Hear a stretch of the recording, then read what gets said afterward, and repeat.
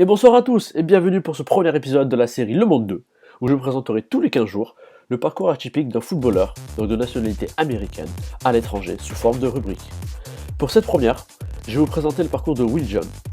Donc de son nom complet William Olurimi Jones, ce footballeur américain de soccer, on va dire, soccer aux US, excusez-moi, de 30 ans, a un parcours disons assez spécial. Allez, c'est parti. Donc Will John est né le 13 juin 1995 à Overland Park dans le Kansas. Et le petit William joue au soccer dès son jeune âge.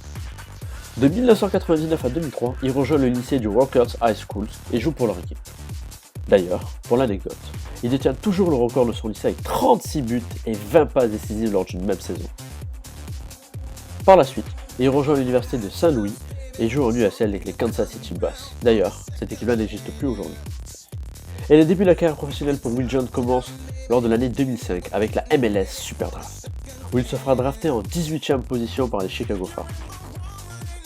Lors de cette même saison, après des sélections lors de son plus jeune âge en U14 et U16 avec son pays, il est dans le groupe pour la Coupe du Monde des moins de 20 ans avec les États-Unis.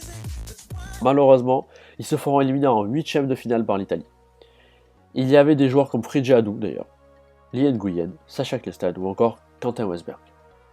Étant jeune, et pour sa première saison en tant que rookie, il ne joue que quelques matchs avec les Chicago Fire, ce qui reste assez logique, et avec Kansas City l'année suivante où il se fait trade. Du haut de ses 22 ans, ce milieu de terrain offensif décide de prendre son envol. Alors à 22 ans, partir des États-Unis, est-ce que c'est trop tôt ou pas? C'est à vous de juger pour la suite. Janvier 2008, il signe donc un contrat d'une saison avec les Randers FC au Danemark. Première saison pour lui en Europe, après son départ des États-Unis, et il y retrouve notamment son ami Lee Nguyen, mais ne joue à l'inverse de ces années que 5 matchs en quelques mois. Été 2008, il reprend son courage à deux mains, et direction la Serbie cette fois-ci, où il rejoint le Sukariki Stankom pour avoir du temps de jeu.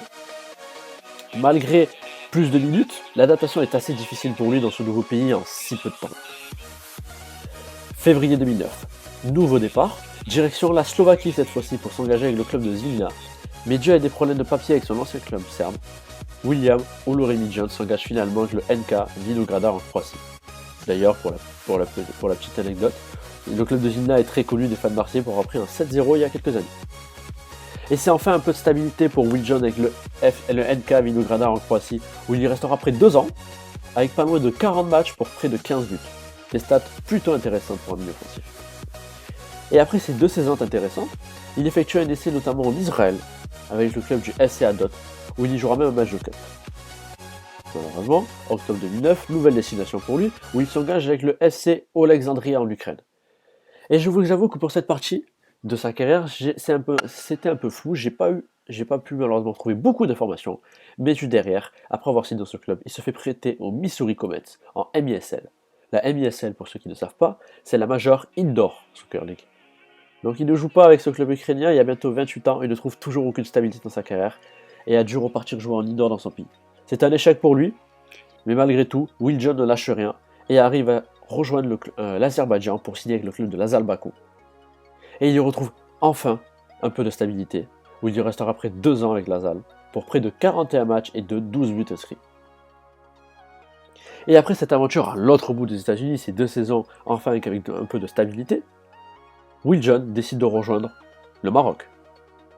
Et oui, il signe un contrat avec le Mas Fez, entraîné à l'époque par Franck Dumas, ancien entraîneur de Caen ou d'Arles-Avignon, mais il ne joue pas beaucoup et doit malheureusement rompre son contrat dû à des salaires non versés aux joueurs.